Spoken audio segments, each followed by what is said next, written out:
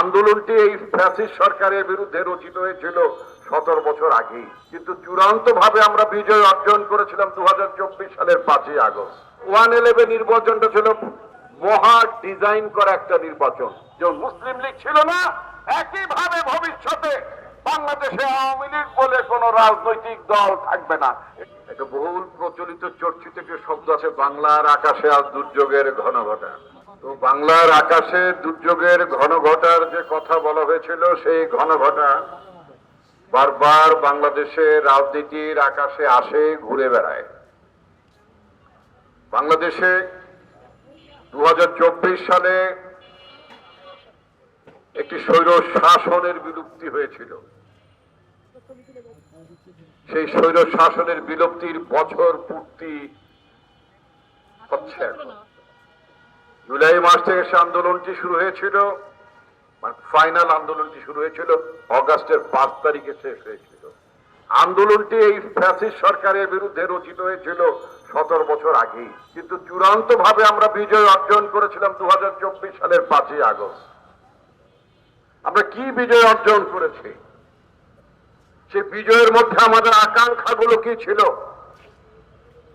শুধুমাত্র বাংলাদেশে একটা ইলেকশন হবে না, শুধুমাত্র বাংলাদেশে 300 এমপি হবেন না, নারী আসন কিছু বাড়বে সেটার জন্য না, বাংলাদেশের মানুষ শোষণ থেকে বঞ্চনা থেকে মুক্তি পাবে, বাংলাদেশের এমপি যারা হবেন তারা যাতে ভবিষ্যতে নিজেদেরকে মোগল সম্রাট হিসেবে না ভাবেন, সেই ব্যবস্থার বিলুপ্তি ঘটবে, বাংলাদেশের মন্ত্রী, প্রধানমন্ত্রী, প্রেসিডেন্ট, রাষ্ট্রদূত, সরকারি কর্মকর্তারা জবাবদিহিতার আওতায় আসবেন।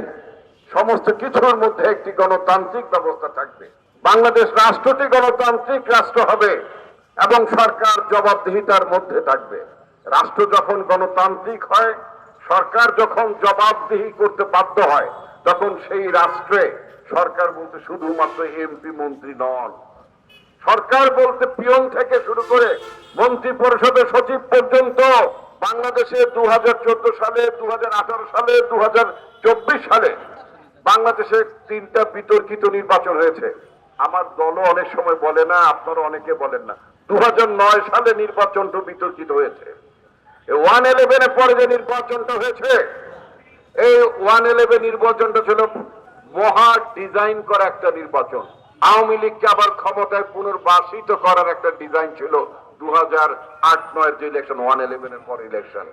একেবারে প্ল্যান করে আওয়ামী লীগকে বসানো হয়েছে, একেবারে প্ল্যান করে বাংলাদেশটা যাতে ভারতের একটি করদ রাজ্যে ধীরে ধীরে পরিণত হয়ে যায়, ভারতের আধিপত্যবাদ যাতে প্রতিষ্ঠিত হয়, সেই উদ্দেশ্যে 111 সৃষ্টি হয়েছিল। এবং সেই উদ্দেশ্য পূরণ করার জন্য 2008-9 যে নির্বাচনটা হলো, সেই নির্বাচনের মধ্য দিয়ে বাংলাদেশের শেখ হাসিনার অবৈধ শাসন পাকাপোক্ত হয়েছে দীর্ঘ বছরের পর বছর। RICL TMX, যুগের পর যুগ স্থাপনা থাকে মজবুত। আওয়ামী লীগ অনিবার্যভাবে বিলুপ্তির পথে চলে যাবে, ওটা ইংরেজিতে যেটা বলছিলাম এক্সটিংশনের পর্যায়ে চলে যাবে। আওয়ামী লীগ বলে কোন রাজনৈতিক দল যেমন মুসলিম লীগ ছিল না, একইভাবে ভবিষ্যতে বাংলাদেশে আওয়ামী লীগ বলে কোন রাজনৈতিক দল থাকবে না। এটা নিষিদ্ধ। এটা নিষিদ্ধ করা না করার চেয়েও বড় কথা হচ্ছে, তাদের ভুলের রাজনীতির কারণে বাংলাদেশের মানুষ আর আওয়ামী লীগের রাজনীতিকে সমর্থন করবে না।